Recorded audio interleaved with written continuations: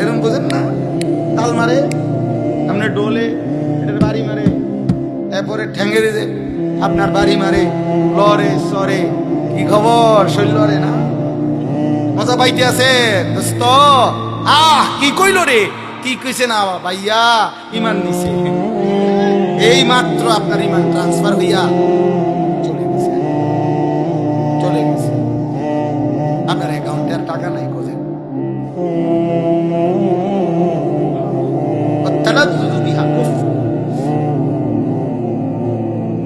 আল্লাহ মাফ করে।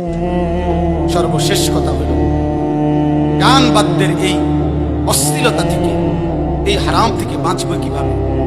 3 জিনিসের মাধ্যমে। 1, বেশি বেশি দোয়া করা। মাওলা, আপনি আমারে এই হারাম গান বাদ্যের এই স্বভাব থেকে ফিরায় দিন।